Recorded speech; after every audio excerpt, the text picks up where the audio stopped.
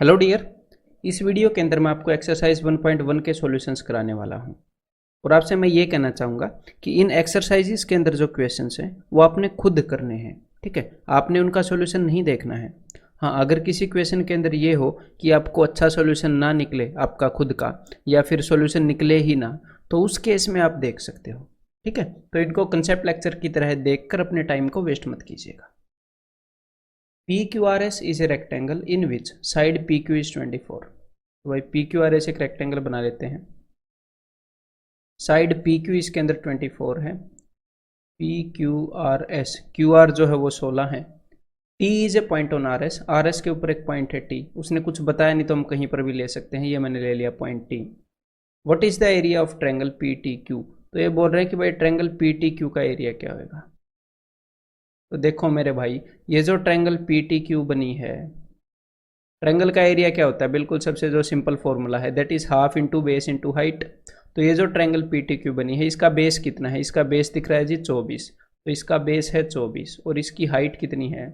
देखो ये जो ट्रायंगल है ये RS और PQ इनके बीच में है, इनके बीच में है। तो इस रेक्टेंगल की जो हाइट है वही इस ट्रायंगल की हाइट है। इन दोनों की हाइट बराबर है। रेक्टेंगल जितनी ऊंची है उतनी ऊंची ये ट्रायंगल है, क्योंकि रेक्टेंगल के अंदर है। तो इसकी हाइट कितनी है? 16। तो half into base into height, 2 8 16 और 24 8 192।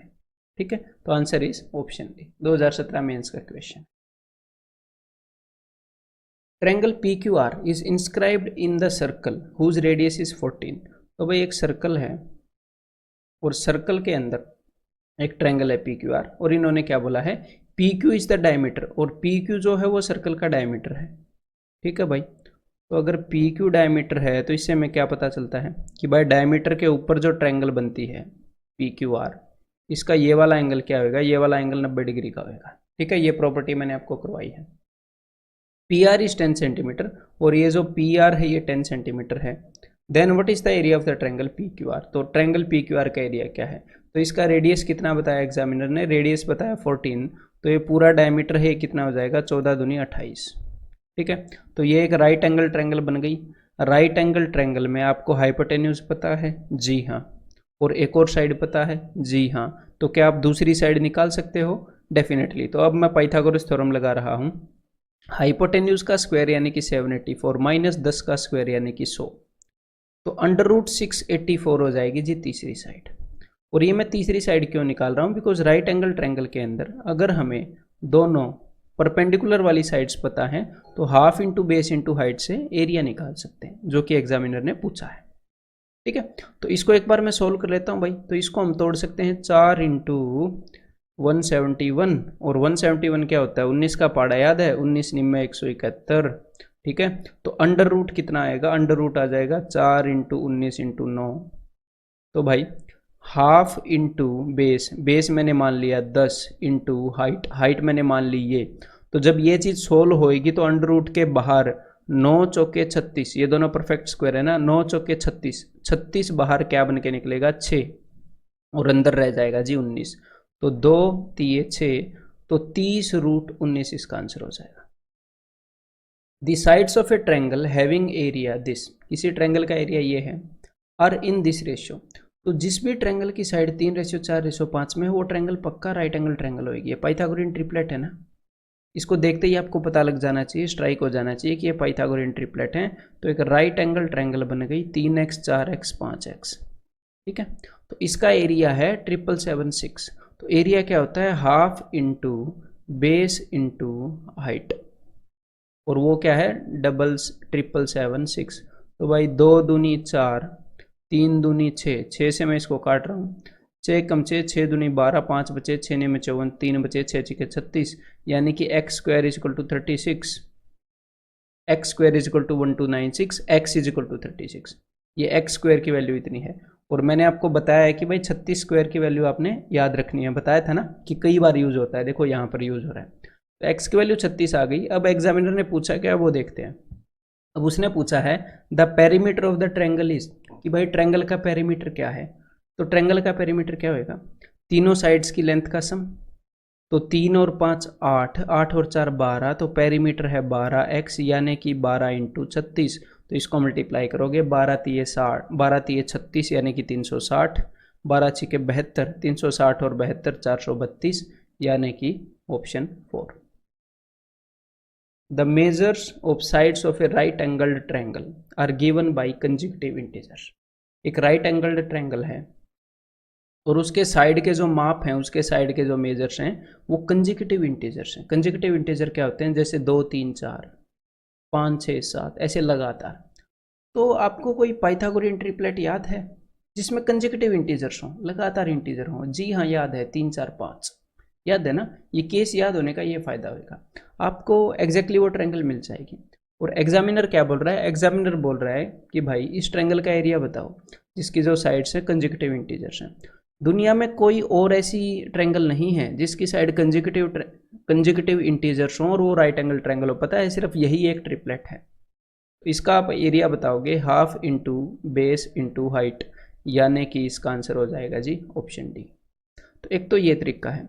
अगर आप बोलो कि भाई अगर मेरे को सबसे बेसिक जो ट्रिपलेट है वो भी स्ट्राइक ना करे तो, अदरवाइज आपको स्ट्राइक करना चाहिए। सबसे बेसिक ट्रिपलेट है भाई 3 4 5, तो आपको ये ऐसे ही करनी पड़ेगी मजबूरन।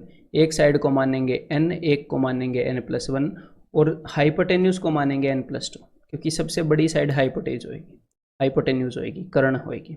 और इन दोनों को आप आपस में एक्सचेंज भी कर सकते हो, उससे फर्क नहीं पड़ता। इसको n+1 मान लो, इसको n मान लो। अब हम क्या करेंगे? अब हम इसके अंदर पाइथागोरस थ्योरम लगाएंगे।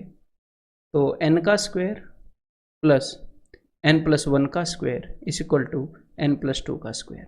और जब आप ये पाइथागोरस थ्योरम लगाओगे एक क्वाड्रेटिक बनेगी, उसकी 2 रूट्स आएंगी, एक रूट नेगेटिव में होएगी, एक रूट पॉजिटिव में होएगी।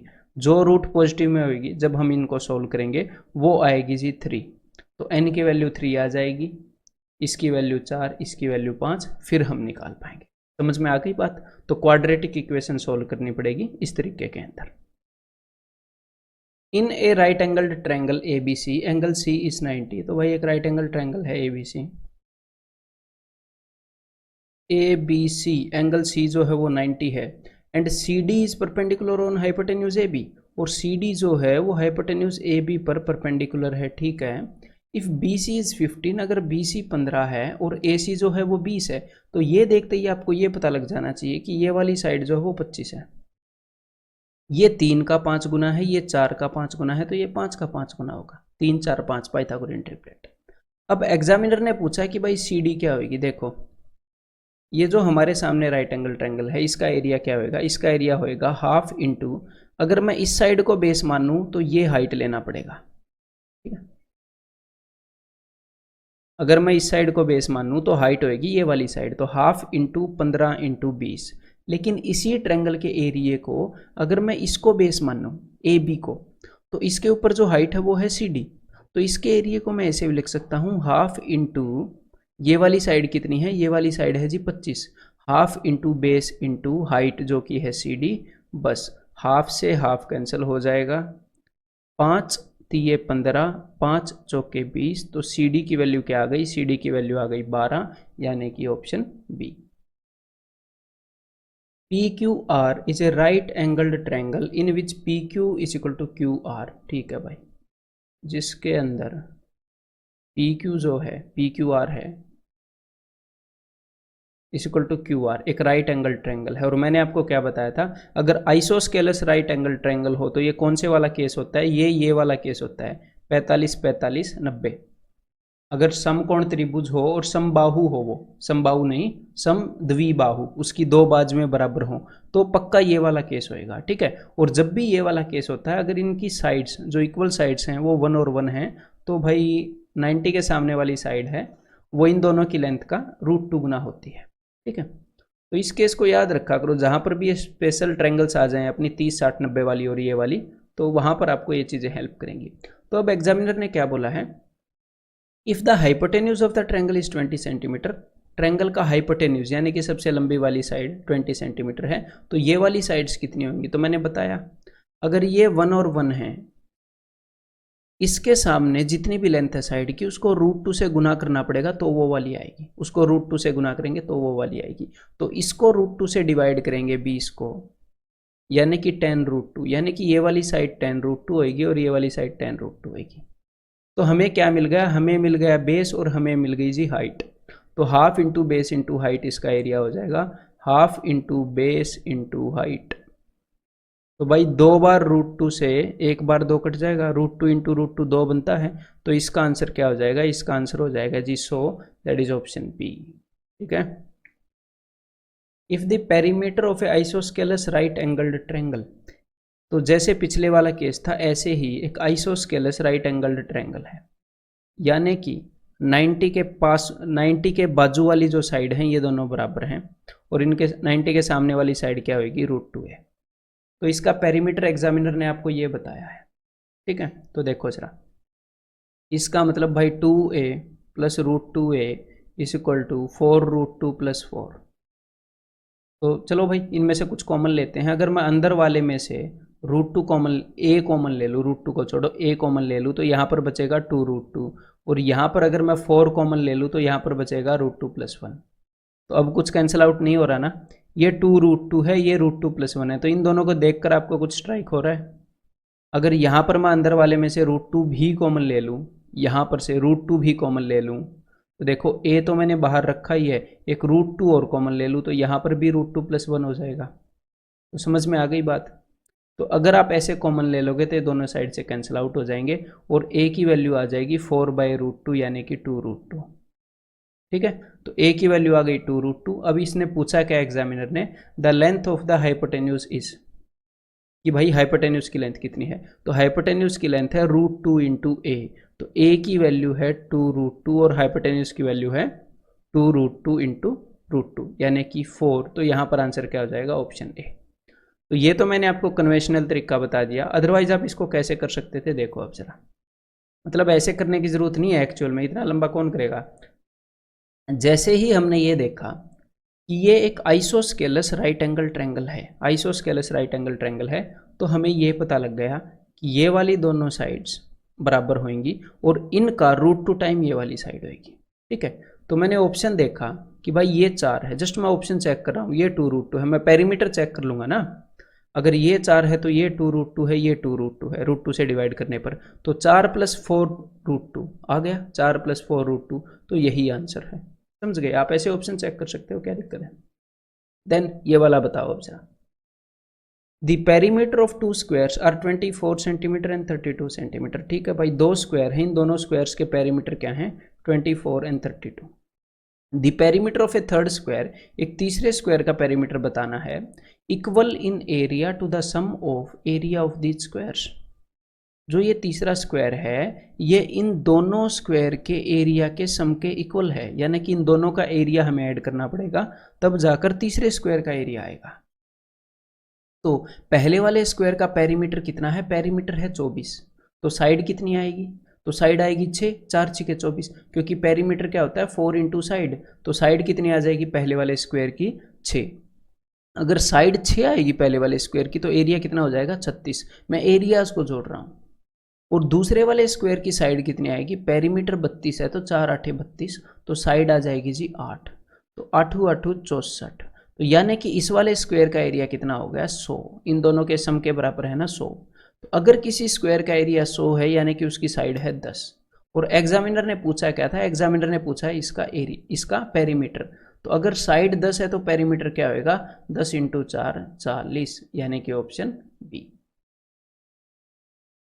The perimeters of 2 squares are 40 centimeter and 32 centimeter। ठीक है, The perimeter of a third square, एक तीसरे स्क्वायर का पेरीमीटर बताना है, whose area, जिसका area is the difference of the areas of the two square, जिसका एरिया किसके बराबर है, the difference of the areas of the two square, इन दोनों स्क्वायर के एरिया का जो डिफरेंस है उसके बराबर है। तो यानी कि इन दोनों स्क्वायर का एरिया निकालना पड़ेगा, उसका डिफरेंस करेंगे फिर तीसरे वाले स्क्वायर का एरिया आ जाएगा। तो एरिया निकालने के लिए इनकी साइड चाहिए ना, जी हाँ। तो इसका पेरीमीटर कितना है, इसका पेरीमीटर 40 है, तो साइड कितनी हो जाएगी, साइड हो जाएगी 10। तो साइड अगर 10 होगी तो एरिया हो गया 100। दूसरे वाले का पेरीमीटर 32 है, तो साइड कितनी होगी, 4 से डिवाइड करोगे, 4 × 8 = 32, 8, तो एरिया हो जाएगा जी 64। और इन दोनों के एरिया का जो डिफरेंस है, यानी कि 100 में से 64 गए 36, इन दोनों के एरिया का जो डिफरेंस है वो तीसरे स्क्वायर का एरिया है। तो किसी स्क्वायर का एरिया 36 है, यानी कि उसकी साइड कितनी होगी, उसकी साइड होगी 6, 6 छिके 36 होता है ना। तो स्क्वायर की अगर साइड 6 है तो पेरीमीटर कितना हो गया, 6 चौके 24। तो यही हमने बताना है, answer is option A. The length of the diagonal of A square is a centimetre. तो भाई हमारे पास एक डायगोनल, एक स्क्वायर है, उसके डायगोनल की लेंथ है a centimetre. Which of the following represents the area of the square. तो ये तो डायरेक्टली फॉर्मूला पूछ लिया ना एग्जामिनर ने। अगर डायगोनल डी होता है तो मैंने क्या बताया था, स्क्वायर का एरिया होता है हाफ इंटू डायगोनल की लेंथ का square, half into D square. तो यहाँ पर डायगोनल की लेंथ ए है तो हाफ इंटू ए स्क्वायर। तो कहाँ पर है, half into a square, option C में। The length and breadth of a rectangular field are in ratio 3:2। तो लेंथ अगर 3x है तो ब्रेड्थ 2x है। If the perimeter of the field is 80। Perimeter क्या होता है, पेरीमीटर होता है लेंथ प्लस ब्रेड्थ के सम का डबल। तो अगर लेंथ और ब्रेड्थ के सम का डबल 80 है तो लेंथ और ब्रेड्थ का सम कितना होएगा, 40। लेंथ और ब्रेड्थ का सम कितना होएगा, 40। और 40 जो है लेंथ और ब्रेड्थ का सम है, और लेंथ और ब्रेड्थ 3:2 है लेंथ और ब्रेड्थ की लंबाई। तो 40 को 3:2 में बांट सकते हो कि नहीं, डेफिनेटली बांट सकते हैं। तो भाई 3 और 2 5, रेशियो का 8 गुना है टोटल वैल्यू, 5 8 40, रेशियो की 8 गुना है एक्चुअल वैल्यू। तो 3 8 24 एक्चुअल लेंथ, 8 दूनी 16 एक्चुअल ब्रेड्थ। तो यहाँ पर एग्जामिनर ने क्या बोला था, तो इसकी चौड़ाई पता करें, तो इसकी चौड़ाई कितनी हो जाएगी, ऑप्शन बी। ठीक है। If the length and perimeter of a rectangle are in the ratio 5:16। तो देखो लेंथ कितनी है 15, और पेरीमीटर, पेरीमीटर क्या होता है 2 इंटू लेंथ प्लस ब्रेड्थ, वो क्या है 16। एग्जामिनर ने क्या पूछा है, then its length and breadth will be in the ratio. तो लेंथ और ब्रेड्थ का रेशियो पूछा है। तो देखो ध्यान से, अगर लेंथ और ब्रेड्थ के सम का डबल 16 है तो लेंथ और ब्रेड्थ का सम क्या होगा। अगर लेंथ और ब्रेड्थ के सम के डबल को 16 रिप्रेजेंट करता है तो लेंथ और ब्रेड्थ के सम को 8 रिप्रेजेंट करेगा। तो यहाँ पर क्या हो गया, लेंथ और ब्रेड्थ के सम को 8 रिप्रेजेंट कर रहा है, जिसमें से लेंथ 5 है। तो अगर लेंथ 5 है 8 में से, तो बाकी की 3 क्या बच गई, ब्रेड्थ। तो लेंथ और ब्रेड्थ का रेशियो क्या हो गया, option D 5:3। The breadth of a rectangular hall is 3/4 of its length. Breadth जो है वो लेंथ की 3/4 है, तो इससे ब्रेड्थ कितनी हो जाएगी, ब्रेड्थ को 3x मान लो, लेंथ 4x हो जाएगी। ऐसे मत मानना इस केस में कि भाई लेंथ को x मान लिया, ब्रेड्थ को 3/4x, ऐसे मत मानना करो। ठीक है, यहाँ पर लेंथ को आप क्या मान लो 4x, तो ब्रेड्थ 3x हो जाएगी। देखो 4x का 3/4 क्या होता है, 3x। ठीक है, तो छोटी वाली को ब्रेड्थ मान लेना, 3/4 है तो बड़ी वाली को लेंथ मान लेना। Then if the area of the floor is 768 metre square. तो फ्लोर का एरिया, तो भाई ये लेंथ है ये ब्रेड्थ है, तो एरिया क्या होएगा, 4 × 12x²। एरिया क्या होएगा 12x², जिसकी वैल्यू 768 है। तो 12 से इसको कैंसिल करते हैं, 12 × 72, 12 × 4 48। तो x² = 64। तो x की वैल्यू आ गई जी 8। तो x की वैल्यू मिल गई। अब डायरेक्टली यहाँ पर जाके पुट नहीं करनी है, आपने देखना है कि एग्जामिनर ने पूछा क्या है। Then the difference between the length and breadth. तो लेंथ और ब्रेड्थ के बीच में डिफरेंस कितना होगा, तो 4x और 3x के बीच में डिफरेंस कितना होता है, 1x का, और x की वैल्यू क्या है 8, यानी कि अपना आंसर क्या होगा, option A. The length of a room floor exceeds its breadth by 20 metre. ठीक है भाई, देखो लेंथ जो है वो ब्रेड्थ से 20 मीटर ज़्यादा है। यहाँ पर डायग्राम्स वगैरह बनाने की ज़रूरत नहीं है, ये सारे क्वेश्चन डायरेक्टली एक ही क्वेश्चन लिख के हो सकता है, बस मैं आपको समझाने के लिए बना रहा हूँ। ठीक है, तो ये जो भी काम मैं यहाँ पर कर रहा होता हूँ स्लाइड पर, उसका मेन उद्देश्य होता है आपको समझाना। उसमें से जो भी काम आप मेंटली कर सकते हो उसे आप मेंटली करिएगा। ठीक है, तो ब्रेड्थ को मैंने मान लिया b, तो लेंथ हो जाएगी जी b+20।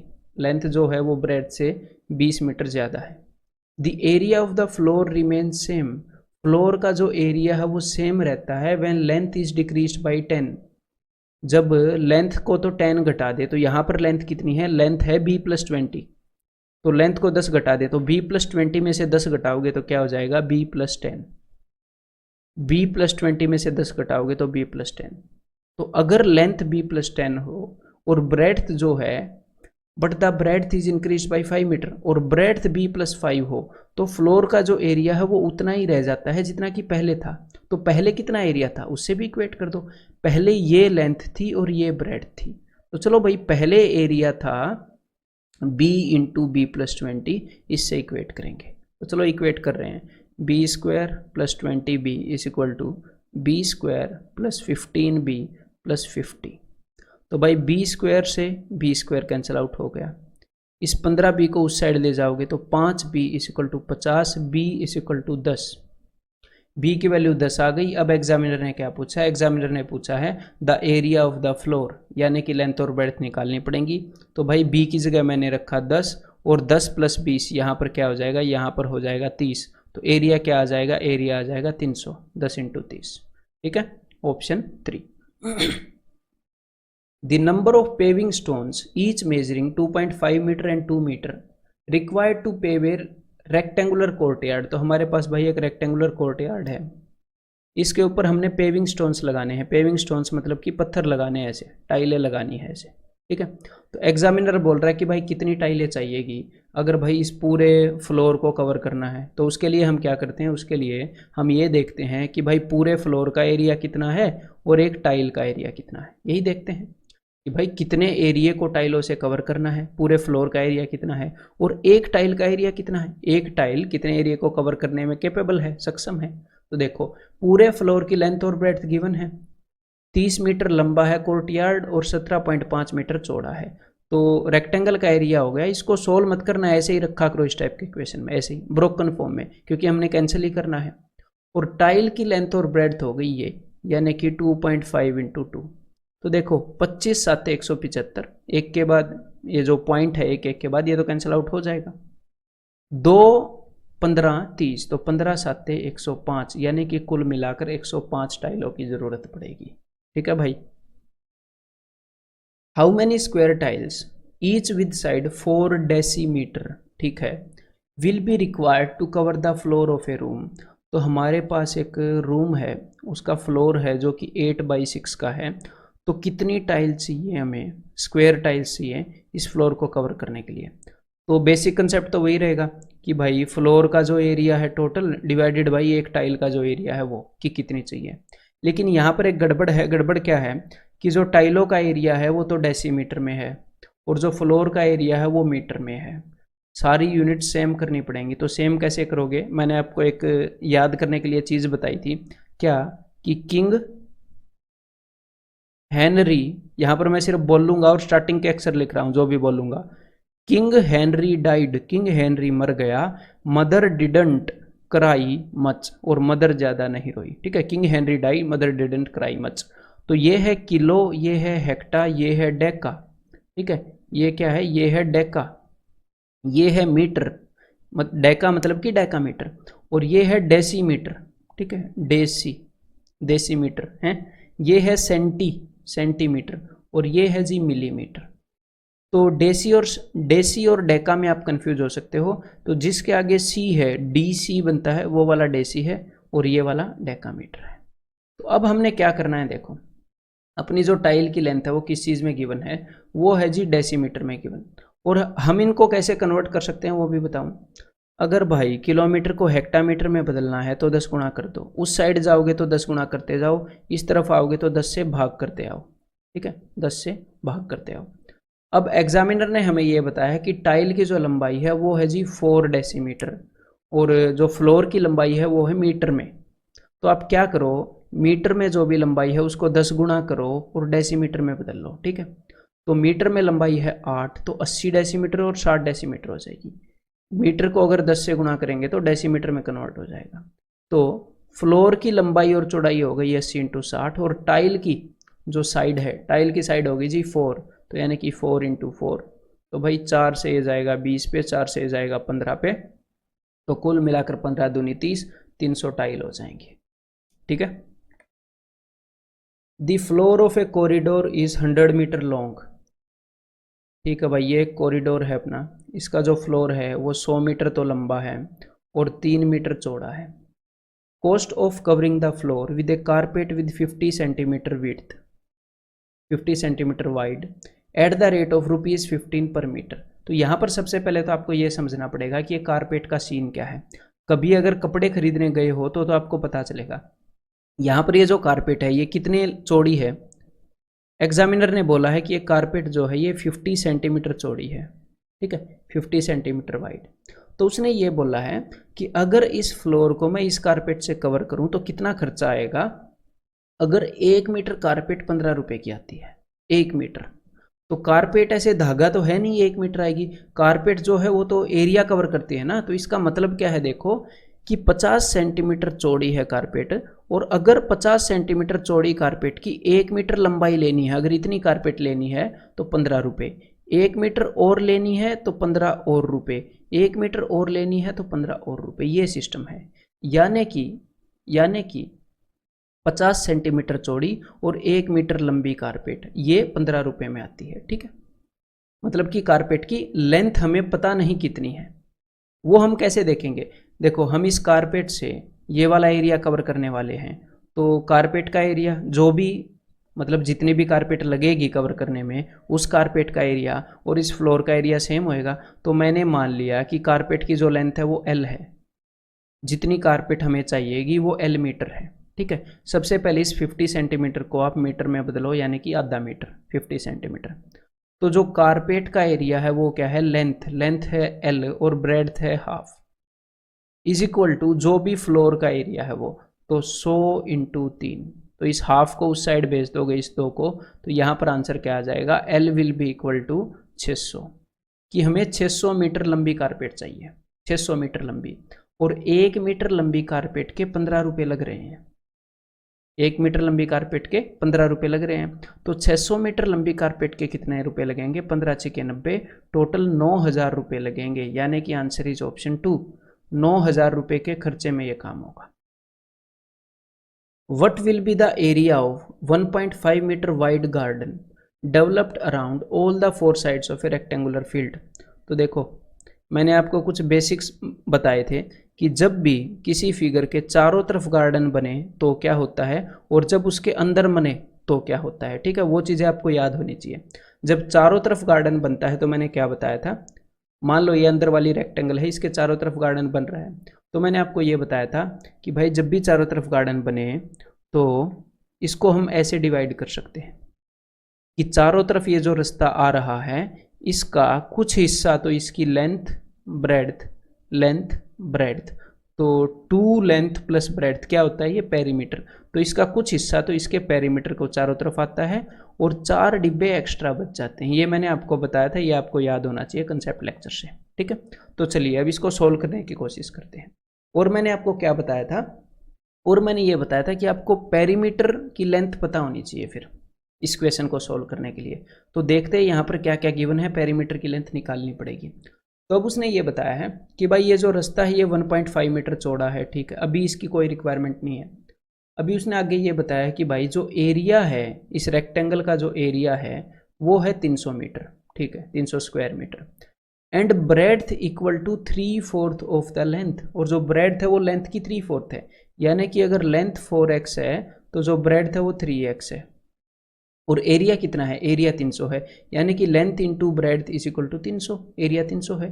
तो 4 × 12 यानी कि 12x square is equal to 300। तो 3 से इसको काटूंगा 12, 3 × 12, 4 से 100 को काटूंगा 25, तो x square is equal to 25, तो x इज इक्वल टू 5।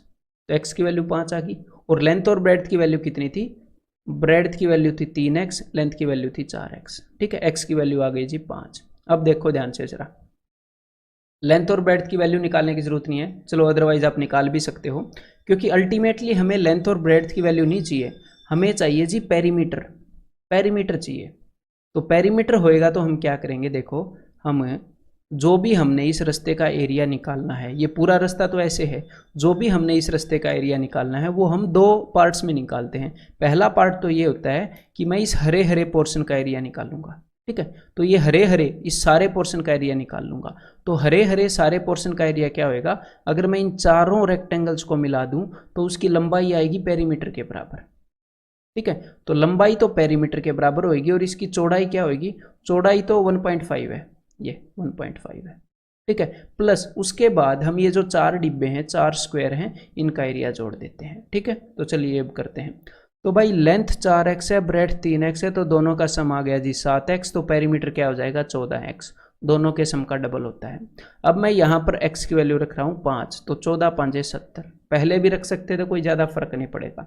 तो पेरीमीटर आ गया 70, तो 70 इंटू 1.5 कितना हो जाएगा 105, 70 का 1.5 गुना, 70 + 35 105, प्लस ये जो स्क्वायर है इसकी ये वाली साइड भी 1.5, ये वाली साइड भी 1.5, क्योंकि ये रास्ता दोनों तरफ से 1.5 है।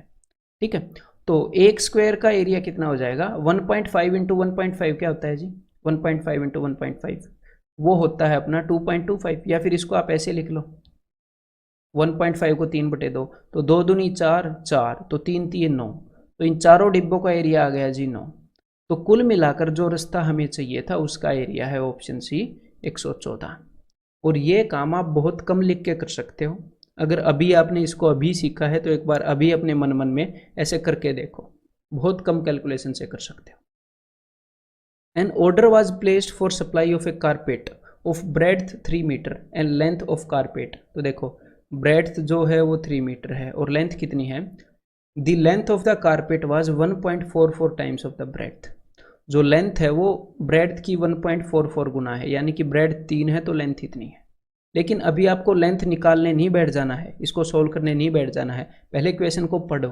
ठीक है, देखो सब्सिक्वेंटली क्या हुआ, पहले कुछ कारपेट ऑर्डर करी, लेंथ और ब्रेड्थ उसने आपको बता दी। ठीक है, बता दी।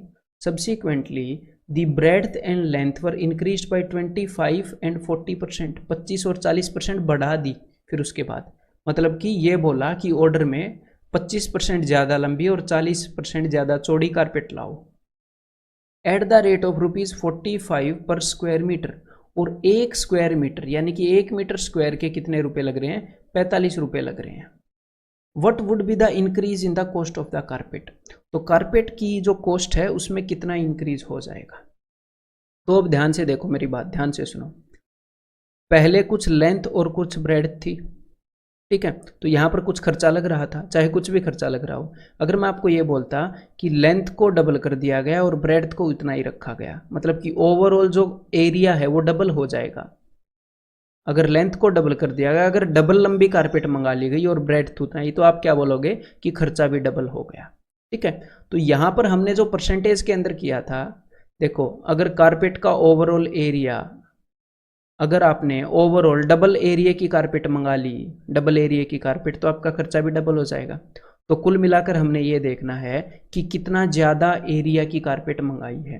तो परसेंटेज में मैंने आपको क्या बताया था कि अगर लेंथ 25% बढ़ गई, ब्रेड्थ 40% बढ़ गई, तो ओवरऑल एरिया कितने परसेंट बढ़ गया, यानी कि अब की बार जो ऑर्डर है कितने परसेंट ज़्यादा एरिया का है वो हम देख सकते हैं। तो एक बार ये देख लो कि ओवरऑल कितने परसेंट ज़्यादा हो गया एरिया। 25% बढ़ना मतलब कि 5/4, अब तक आपको याद होना चाहिए 125/100। 40% बढ़ना मतलब कि 7/5, यानी कि 140/100। तो कुल मिलाकर जो एरिया है वो पहले के कंपैरिजन में 7/4 गुना हो गया। 7/4 गुना -1, -1 क्यों किया, क्योंकि मैं देखना चाह रहा हूँ कि एक्स्ट्रा कितना हुआ। तो पहले जितना भी एरिया था कारपेट का, अब उससे 3/4 एक्स्ट्रा इन्होंने ऑर्डर कर दिया, 3/4 एक्स्ट्रा ऑर्डर कर दिया। तो पहले जितना भी खर्चा लगता होएगा कारपेट का, अब उससे 3/4 एक्स्ट्रा लगेगा। ठीक है, तो अब हम अपने क्वेश्चन को सोल्व करना स्टार्ट करते हैं। ठीक है, ये आपको अंडरस्टैंडिंग ये पता लग जाना चाहिए, फिर हम अच्छे से सोल्व कर पाएंगे। अब देखो पहले लेंथ कितनी थी, पहले इन्होंने ब्रेड्थ बताई है कि 3 है, तो लेंथ कितनी है, लेंथ है 3 इंटू 1.44, तो इसे निकालो मत, एरिया लेंथ इंटू ब्रेड्थ होता है, तो बस इंटू में रखो। तो पहले इतना एरिया कारपेट का मंगाया था, ठीक है, और पहले कितना खर्चा लगा था, पहले 1 मीटर स्क्वायर के 45 रुपये लग रहे थे, अभी भी उतने ही लग रहे हैं। तो 1 मीटर स्क्वायर के अगर 45 रुपये लग रहे हैं तो इतना खर्चा हुआ पहले, ठीक है, मतलब कि इतने रुपए में बात बन जाती। लेकिन इन्होंने 3/4 times area, 3/4 times of area extra carpet मंगाई है, तो अब भाई इतना एक्स्ट्रा खर्चा लगेगा, जितना भी पहले लग रहा था उसका 3/4। तो अब हम इसको सोल्व करेंगे, जितनी भी कैलकुलेशन होंगी वो अब होंगी, पहले बिना वजह हम कैलकुलेशंस को फालतू में नहीं करेंगे, टाइम वेस्ट होएगा आपका। तो चलो अब करते हैं। देखो भाई यहाँ पर नीचे तो हो गया जी 100, 4 से इसको काटूंगा 144 को, तो 144 का आधा 72, 72 का आधा 36। ठीक है, 5 दूनी 10 और 5 निमे 45, 2 से इसको काटूंगा तो ये 18 पर जाएगा। अब भाई ऊपर कोई भी 2 नहीं है, ठीक है, 5 नहीं है, तो इस 10 को नीचे रहने दो, 1 के बाद डेसिमल लगा देंगे। तो अब हमने क्या करना है, या तो यूनिट डिजिट चेक कर लो, ठीक है, कि 3 8 24, 4 3 12, 2 में 18, 8 3 24, एंड में 4 आएगा। लेकिन इतनी भारी भरकम कैलकुलेशन नहीं है, ठीक है, बिल्कुल ईजी सी कैलकुलेशन है, अभी कर लेते हैं। देखो 3 3 9, 9 में 81, 81 थी ये 243, 3 की पावर है ना, तो 243 इंटू 18, तो ईजिली कर सकते हैं भाई। 18 दूनी 36, 3600, 18 चौके 72, 720, 3600 और 720 तो कितना हो गया 4320। देन 18 दिए 54, तो 4374। ठीक है, और एक के बाद पॉइंट लगाना है, नीचे 10 है तो 437.4।